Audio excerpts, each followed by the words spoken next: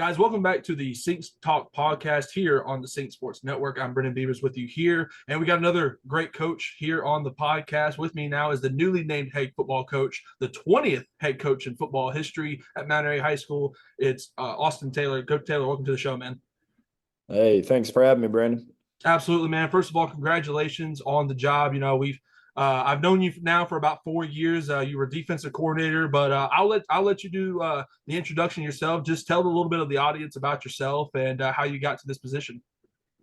All right, yeah, kind of goes along with the interview process I just went with. I've been a Bear my whole life.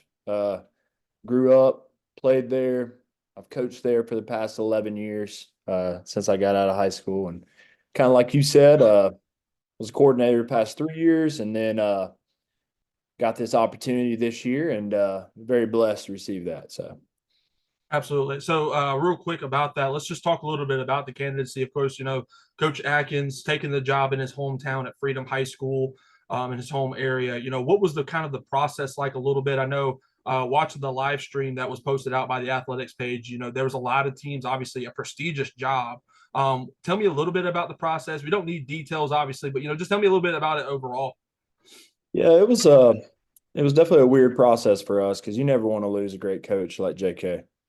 Um, he did amazing things for Mount Airy. He built a great staff, and got our weightlifting program going together, and all those great things. So it was a little bit of a surprise. But again, like you just mentioned, it's him going home to family, and who can argue with that? So Absolutely.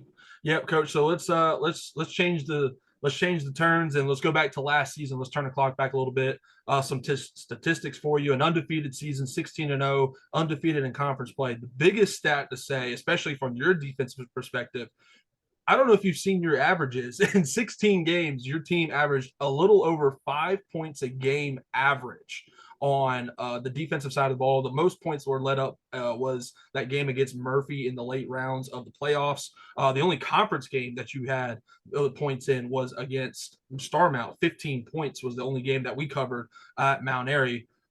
Just talk a little bit about what your coaching style is going to be when it comes into the season coming up. yeah, obviously with the defensive side of the football, like you mentioned, we had great kids. Like, can't say enough about that senior class that just left, and they kind of, as we talked about JK a little bit, they were the group that really, set the foundation for us again and reset that for that championship caliber play, and that relentless effort that you'll see. And of course, you had to bring up that Murphy game. We don't like to talk about that too much. Too many points there. But our whole team as a whole, offense and defense, our identity is, tough, physical football. And we play with that relentless effort at Mount Airy. It's a standard, and the boys do a great job, and the coaches do a phenomenal job of instilling that in them. And going forward, that's going to be the backbone of our team right there. Absolutely. So a little bit more about that last season. Of course, state champions back to back. It's become now that Mount Airy is the program team in 1A. What were some of those things in your mind? Just throughout that whole season, just being with those guys, having special players like you said, like Ian Gallimore, Tyler Mason, Derek Dandy, Walker Strop was another big one, especially both offensively and defensively. So the final question, I guess, a little bit about that last season was just like how those guys really truly impacted on and off the field for that team. Yeah, we always talk about last year. Obviously, pressure was high coming off state championship, but we saw that as a positive. Pressure being a privilege, like you get the opportunity to play in those moments, and it's a great motivational tool when you can do that for those boys. When you're in them summer practices and they don't want to be there and it's hot, but they know it's going to pay off. They've had that experience. They've had that taste of championship football, and it definitely was a motivational tool for those seniors. And we talk about those boys. They did such a great job of being a strong influence for our younger players. And we do have some special younger players that are coming back, and hopefully they can carry on that tradition and that standard of what championship football is.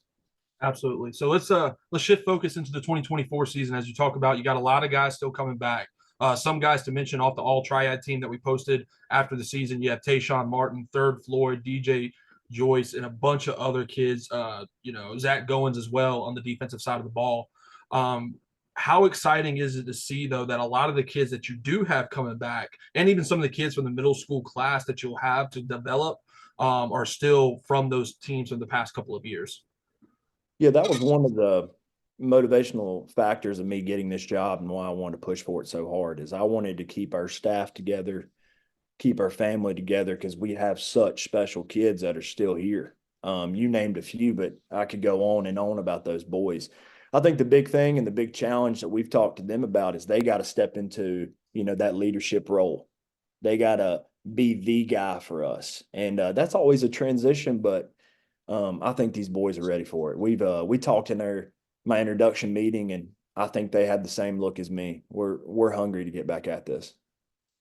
A little bit about the season, of course. Obviously, the schedule's still the same as far as I know. I mean, I don't know if you made changes, but just opposite feelings. You take a look at some of the games. Of course, you open it up with a big rivalry. One of the biggest and oldest rivalries in the state. Not a lot of people talk about it. Obviously, we try to cover it and give it the best opportunity. Of course, you got week 2 as well. What a big rivalry that is.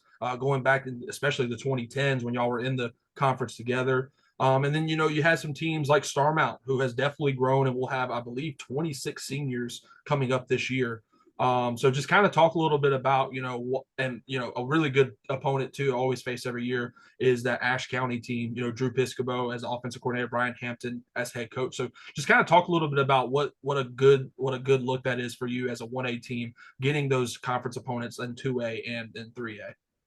Yeah, we love our schedule. Like you were mentioning with these teams, these are tough football teams, and they all have great coaches that do great things for their program. And we can sit here and talk about our boys and our coaches and stuff, but we had to play great teams and good teams to get us to that point, and that's for sure what you mentioned. Like again, all those teams are on our radar. We know they're going to be tough teams to beat, and we know that, and our boys know that, and that's a motivational tactic for us. Is people are coming for us.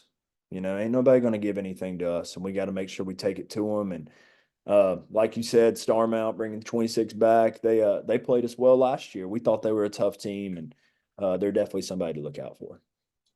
Coach, one final question we might add on as well at the end, but we talked a little bit about a lot of people that I've talked to about the hiring of you is the same question I've kind of heard in the same statement. It's a new era per se, but it's the same Mount Airy. What is the standard are you still setting with the MA on your hat there or on the chest? What is the standard that you're still holding the kids? And then I'll follow up with another question. But what is the standard you're going to set for these kids going into year 1? Yeah, year one, it's the same thing. It's just like you said, it's a new era, but it's the same tradition. And I think that's why I was the guy for this job, because if anybody knows about what Mount Airy is, I felt like it was me. And that tradition of hard work, toughness, like we mentioned earlier, and commitment to this program and this community. This community does such great things for this football program and backing them boys. And, those boys go out there and earn that right to have this reputation. I think that's what Mount Airy is. And, I've been thankful talking about tradition. I've got to grow up watching my uncle, Kelly Holder, and see what, doing things right can do for all these boys. And that's what I want to do going forward. We're going to do things right, play the right way, play hard. And, in a nutshell, I think that's what Mount Airy football is. New era, same tradition, still state championship on the mind? That's always the goal. We talk about it every year. We want to get to a point where we beat somebody we ain't supposed to beat. And to do that, you got to get better every week. And these boys know that. Absolutely, guys. This is Coach Austin Taylor, who has evolved from AT as the new named head coach at Mount Airy High School. Coach Taylor, we appreciate your time, and we're looking forward to come seeing you in the spring and summer a little bit, and definitely throughout the season. I appreciate it, Brandon. All right, thank you. See you.